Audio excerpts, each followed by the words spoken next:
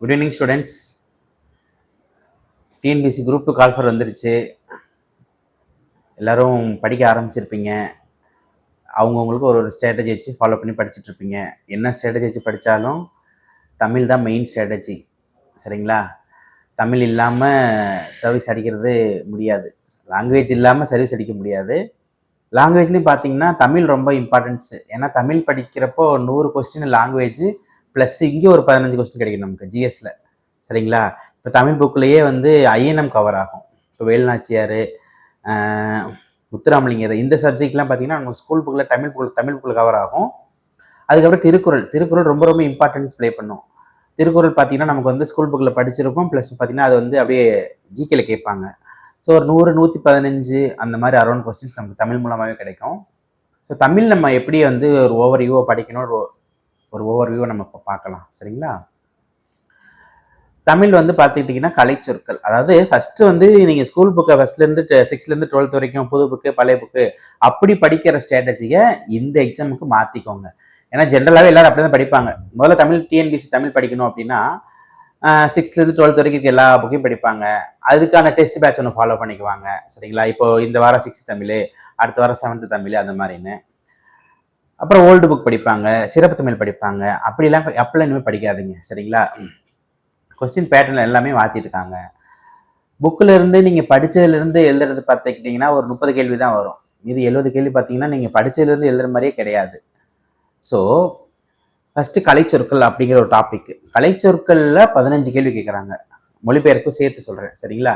15 கேள்விக்கு நம்ம வந்து ஸ்கூல் புக்கில் இருந்து கொஸ்டின் கேட்குறாங்களா அப்படின்னா கொஸ்டின் கேட்குறாங்க. சில கொஸ்டினுக்கு வருது, சில கொஸ்டின் வெளியில் தான் வருது. ஸோ நம்ம அதை சூப்பராக கவர் பண்ணணும். அதுதான் முதல்ல உங்கள் டாஸ்காக இருக்கணும். சரிங்களா? கலைச்சொற்களுக்கு ஆட்சி சொலகராதி, அதுக்கப்புறமா out source material, school book material, தேவிர மெட்டீரியலு, இதை ஃபுல்லாக முதல்ல நல்லா படிங்க. சரிங்களா? இதுக்கு ஒரு 5 நாள், ஒரு 7 நாள் இந்த மாதிரி டைம் வச்சு படிங்க. அதுக்கடுத்து ஓமை தொடர்கள். சரிங்களா? ஸோ இந்த மாதிரி ஓமை தொடர்களுக்கு ஒரு 3 நாள் டைம் வைங்க. இதுக்கு ஸ்கூல் புக் ஃபுல்லாக கவர் பண்ணிவிட்டு அதை தாண்டி அவுட் சோர்சிங் போங்க. சரிங்களா? அதுக்கடுத்து சேர்த்து எழுதுக பிரித்து எழுதுகளை நிறைய பேர் எரர் விடுவாங்க. சரிங்களா? எப்படி தான் நல்லா நம்ம போய் அங்கே போய் ஆப்ஷனை வச்சு போட்டுடலான்னு கரெக்டாக நீங்கள் சரியான ஆப்ஷனை போட்டாலுமே டிஎன்பிசி வேறு ஆப்ஷன் கொடுத்து வச்சுருப்பாங்க. ஸோ அதுக்கேற்ற மாதிரி நம்ம ரெடி பண்ணணும். ஸோ இந்த மாதிரி வந்து பிரித்தெழுத சேர்த்து எழுதலுக்கு ஒரு 3 நாள், ஓமை தொடர்கள் பழமொழிக்கு ஒரு 3 நாள், அப்புறமா கலைச்சொற்களுக்கு ஒரு 3 நாள். இது மாதிரி டிஎன்பிசியில் லாஸ்ட் இயர் கேட்ட டிஎன்பிசி தமிழ் கொஸ்டினை நீ எந்தெந்த ஏரியாவில் வீக்குன்னு முதல்ல கவனித்து அதை முதல்ல சரி பண்ணணும். அதுக்கு தான் நீங்கள் டைம் ஒதுக்கணும். அதுக்கு தான் நீங்கள் அதிகமாக டைம் ஒதுக்கணும். சரிங்களா? திருக்குறள் வந்து இப்போ தலையாய செல்வம், சிறந்த செல்வம், உயர்ந்த செல்வம், நிலையான செல்வம் இந்த மாதிரி மாற்றி மாற்றி எழுதியிருப்பார் வள்ளுவர். ஒன்னொன்னுக்கும் ஒரு இது கொடுத்துருப்பாரு. சரிங்களா? செவிச்செல்வம் தலையாய செல்வம், நிலையான செல்வம் ஊக்கம். சரிங்களா? ஸோ இந்த மாதிரி இருக்கும். இந்த மாதிரிலாம் நீங்கள் ஒரு திருக்குறளை படிச்சுட்டு நீங்கள் ரொம்ப லூக்கன் காரணம் அதில் டெஸ்ட்டு கொஸ்டின் எப்படிலாம் அதை கிரியேட் பண்ணலாம் அந்த மாதிரி நீங்கள் படிக்கணும். அப்போ தான் திருக்குறள்லேருந்து ஒரு 12-15 கொஸ்டின் ஈஸியாக அடிக்க முடியும். அப்புறம் பார்த்தீங்கன்னா தேவிரா புக்கு ரொம்ப நல்லா படிக்கணும். தேவிரா புக்கு ரொம்ப ரொம்ப யூஸ்ஃபுல்லாக இருக்கும். அதை நல்லா ஃபாலோ பண்ணி படிங்க. அவுட் சோர்ஸ் மெட்டீரியல் நீங்கள் என்ன வேணால் படிக்கலாம். சரிங்களா? இதெல்லாம் முடிச்சுட்டு அப்புறம் தான் நீங்கள் ஸ்கூல் புக்குக்கே வரணும். சரிங்களா? எதுக்கு எடுத்தாலும் நம்ம ஸ்கூல் புக்கு 6 to 12 ஃபுல்லாக நான் படிச்சுட்டேன், அங்கே போய் பார்த்தா கொஸ்டின் பார்த்தீங்கன்னா எனக்கு ஒரு 75 அந்த மாதிரி தான் வருதுன்னா 75 தான் வரும். நீங்கள் ஸ்கூல் புக்கு ஃபுல்லாக படிச்சுட்டு போனீங்கன்னா 75 எல்லாருமே போட்டுருவாங்க. 80க்குள்ள எல்லாரும் நல்லா போடுறாங்க. 80 to 90 போகிறவங்களுக்கு தான் கண்டிப்பாக மெயின்ஸு. சரிங்களா? ஸோ முதல்ல நான் சொன்ன மாதிரி படிச்சுட்டு அப்புறமா நீங்கள் ஸ்கூல் புக்கை கவர் பண்ணுங்க. அதுக்கப்புறமா என்ன பண்ணுங்க, கண்டிப்பாக ப்ரீவியஸ் இயர் கொஸ்டின் பேப்பரை டெஸ்ட் எழுதி பாருங்க. ஸோ 25 கொஸ்டின்ஸ் பார்த்துக்கிட்டிங்கன்னா டெஃபினட்டாக ரிப்பீட்டட் கொஸ்டின்ஸ் தான் டிஎன்பிசியில். ஸோ அது நமக்கு ரொம்ப ரொம்ப யூஸ்ஃபுல்லாக கை கொடுக்கும்.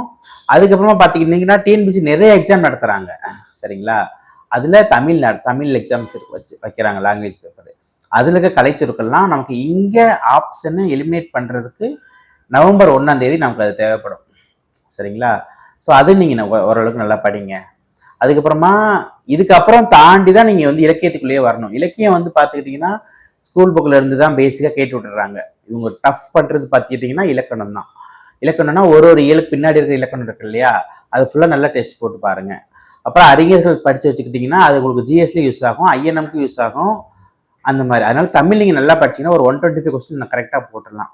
ஸோ தமிழ் வந்து முதல்ல வந்து கலைச்சொற்களை ரெடி பண்ணுங்க. 15 கேள்வி இருக்கு சரிங்களா. எல்லாரும் தப்பு விடுற ஏரியா கலைச்சொற்கள் தான். 15க்கு பார்த்துக்கிட்டிங்கன்னா 5, 6 கரெக்டாக போடுவாங்க சரிங்களா. மீதி 8, 9 கேள்வி அப்படியே விட்டு வந்துடுவாங்க சரிங்களா. ஸோ இப்போ 9 மார்க் போச்சுன்னா 91க்கு வந்துடுது. ஸோ ஜென்ரலாகவே ஒரு 5, 6 தப்பு பண்ணுவோம், 86 வந்துடும் சரிங்களா. ஸோ மீது ஓமை தொடர்கள் சேர்த்து எழுதுக பிரித்து எழுதுக இந்த மாதிரி ஏரியாவில் ஒரு 4 தப்பு வந்துடும். 80 அரௌண்ட் தமிழ் வருது சரிங்களா. ஸோ இந்த 80 மட்டும் வச்சுலாம் டெஃபினட்டாக மெயின்ஸ் போகவே முடியாது. லாங்குவேஜில் இங்கிலீஷ் படிக்கிறவங்க அது அவங்களுக்கு வேற கதை சரிங்களா. அவங்க கிராமர் வச்சு 80, 85 போட்டுறாங்கன்னு வச்சுக்கலாம். ஸோ நம்ம எப்படி 85க்கு போடணும் அப்படிங்கிறது நம்ம டாஸ்காக இருக்கணும். அதுக்கு நம்ம ஸ்கூல் புக் 6 to 12 புக் மட்டும் படிச்சு போனால் பத்தாது சரிங்களா. அதுக்கேற்ற மாதிரி நீங்கள் ரெடி பண்ணணும். அப்புறம் இதுக்கு ரெடி பண்ண திருக்குறள் ரொம்ப ரொம்ப இம்பார்ட்டன்ஸ் கொடுத்து படிங்க. திருக்குறள் வந்து ரொம்ப ரொம்ப டெஸ்டடாக கொஸ்டின் கேட்குறாங்க. இந்த வாட்டி 10 கேள்வி டெஃபினட்டாக திருக்குறள்ல இருந்து நல்ல ரோல் பிளே பண்ண போகுது சரிங்களா. ஏன்னா எல்லா எக்ஸாமும் அப்படிதான் பண்ணிட்டு இருக்கு, அதனால சொல்றேன். ஸோ திருக்குறள் நல்லா வந்து திருக்குறள் எப்படி படிக்கணும்னா ஒரு ஒரு புக்குக்கு பின்னாடியும் லாஸ்ட்ல எளிய உரைன்னு சொல்லி ஒரு ஒரு திருக்குறள் கொடுத்துருப்பாங்க பார்த்தீங்களா. அதை நல்லா படிச்சுட்டு போங்க சரிங்களா. குறள் படிக்கணும், குறளை டேஷ் விட்டு கேட்டால் அதையும் படிக்கணும். அந்த 7 சொல் இருக்கு இல்லையா, அந்த 7 சொல்லுக்கான விளக்கமும் படிக்கணும். அப்புறம் அதுல இருந்து வள்ளுவர் என்னென்ன சொல்ல வராரு அப்படிங்கிறதையும் நம்ம படிக்கணும். அதிகாரம் படிக்கணும் சரிங்களா. ஸோ திருக்குறள் ரொம்ப முக்கியம். 15 கேள்வி கேட்பாங்க. இதை நல்லா ஃபாலோ பண்ணி படிங்க சரிங்களா. இதெல்லாம் முடிச்சிட்டிங்கன்னா நீங்க சிறப்பு தமிழ் வேணா படிக்கலாம் சரிங்களா. சிறப்பு தமிழ்ல கலைச்சொற்கள் எல்லாம் நல்லா படிச்சிருப்பீங்க. பட் ஆனால் கலைச்சொற்கள் எழுந்து வரல, மோஸ்ட்லி கேட்கல. ஸோ அதனால அது அப்செட் ஆக வேண்டாம். பட் ஆனால் நீங்கள் படித்ததை நீங்கள் மறுபடியும் நீங்கள் அதை ரிப்பீட் பண்ணுறதுனால உங்களுக்கு மேபி அதை எலிமினேஷன் பண்ணுறது கூட யூஸ்ஃபுல்லாக இருக்கலாம் சரிங்களா. அப்புறமா ஆட்சி சுலகராதி தமிழ்நாடு கவர்மெண்ட்டோடது படிச்சிங்கன்னா உங்களுக்கு கண்டிப்பாக யூஸ்ஃபுல்லாக இருக்கும். ஏன்னா அதுலேருந்து கலைச்சொல் கொஸ்டின் நிறைய கேட்குறாங்க. இதெல்லாம் பார்த்து ஃபாலோ பண்ணி படிங்க. இலக்கியம் நல்லா படிச்சுக்கோங்க, திருக்குறள் நல்லா படிச்சுக்கோங்க சரிங்களா. ஸோ டெஸ்ட் நீங்கள் வந்து ப்ரீவியஸ் கொஸ்டின் பேப்பர் டெஸ்ட் போட்டு பார்த்தாலே உங்களுக்கு நல்ல ஒரு ஃபார்ம் வரும் சரிங்களா. ஓமை தொடர் வரலையா, மருவு வரலையா, பழமொழி சொற்கள் நமக்கு கரெக்டாக வர மாட்டேங்குதா, அதை நல்லா ஃபாலோ பண்ணிக்கோங்க. எதில் எங்கேருந்து எந்தெந்த ஏரியாவில் வீக்குன்னு பார்த்து அதை ஃபாலோ பண்ணுங்க. சும்மா ஒரு ஸ்கூல் புக்காக படிச்சுட்டு போய் நீங்கள் போய் கொஸ்டின் அட்டன் பண்ணிங்கன்னா டெஃபினட்டாக நீங்கள் திணறு தான் செய்வீங்க. இதெல்லாம் சரிப்படுத்திக்குங்க. அடுத்த வீடியோவில் ஒரு டாப்பிக்காக நம்ம ரெஃபர் பண்ணி படிக்கலாம்.